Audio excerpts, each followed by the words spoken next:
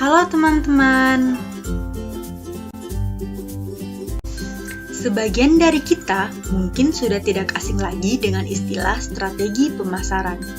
Umumnya, strategi pemasaran dikaitkan dengan pertanyaan, gimana sih cara memasarkan produk yang baik, terlebih bagi usaha yang baru saja dirintis.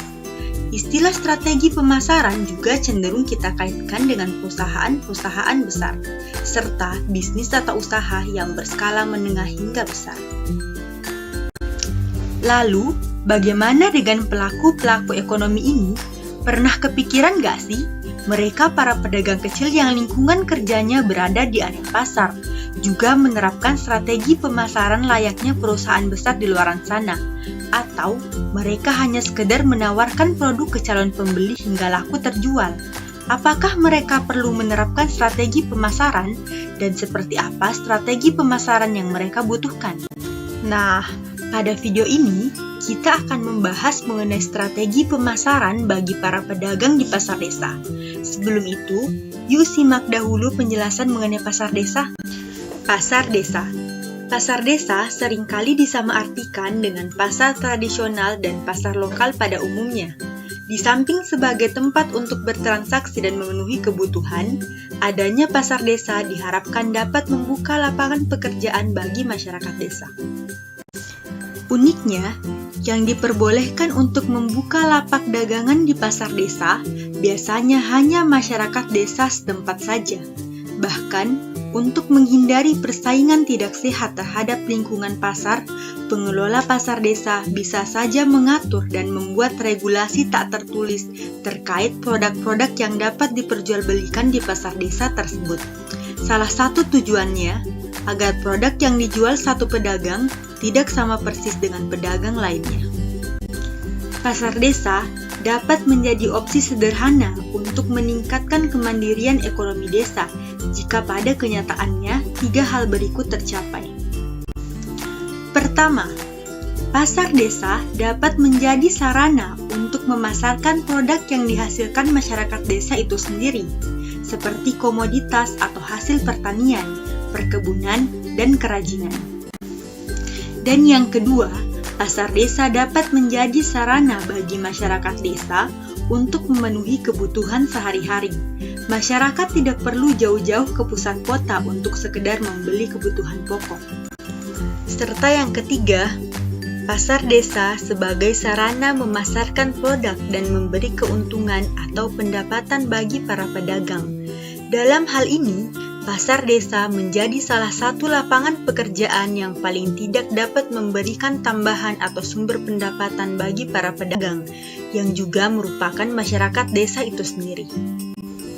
Nah, bicara mengenai pendapatan pedagang, sederhananya, pedagang kecil di pasar umumnya akan menjual produk atau barang dagangan mereka dengan mematok harga tertentu, di mana mereka biasanya akan menentukan berapa besaran keuntungan untuk setiap item atau satuan tertentu. Keuntungan yang didapatkan pedagang tentunya sangat bergantung pada jumlah produk atau barang dagang yang berhasil mereka jual. Satu hal yang perlu kita ketahui, bahwa menjual sesuatu tidaklah mudah, tidak pula sangat sulit. Ya, menjual tidak dapat dikatakan mudah, apalagi di pasar desa yang di dalamnya terdapat banyak pedagang dengan produk yang sangat bervariasi. Oleh karena itu, bukan hanya bisnis besar saja yang membutuhkan strategi. Pedagang kecil di pasar desa atau jenis pasar tradisional lainnya juga penting untuk menetapkan strategi agar mereka dapat bertahan dan berhasil di tengah persaingan. Lalu, strategi pemasaran seperti apa yang dapat diterapkan pada pedagang pasar desa? Strategi pertama, manajemen bauran produk. Manajemen bauran produk ini bisa dilakukan dengan cara menambah keanekaragaman barang dagangan pedagang, sehingga pembeli memiliki lebih banyak pilihan produk untuk dibeli. Yang kedua, identifikasi peluang pasar. Pastikan produk yang ditawarkan merupakan produk yang dibutuhkan masyarakat. Manfaatkan peluang pasar dengan mengidentifikasi produk yang sedang tren. Dan yang paling penting, produk yang ditawarkan harus dengan harga terjangkau. Serta yang ketiga, menjaga tampilan produk dan kebersihan tempat.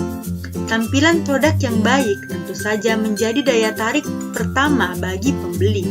Di samping kegunaan dan kebutuhan akan produk itu sendiri, kebersihan tempat juga demikian. Meskipun varian produk yang dimiliki sangat banyak, tetapi dengan lokasi yang tidak mendukung, misal tatanan produk yang tidak rapi, sampah berserakan di sekitar atau lantai yang becek, bisa menjadi momok bagi calon pembeli, sehingga pembeli tidak jadi melirik produk tersebut. Oleh karena itu, pastikan semuanya dalam kondisi yang disukai dan membuat nyaman calon pembeli. Selain 3 strategi sebelumnya, pedagang juga dapat menerapkan 3 strategi lainnya.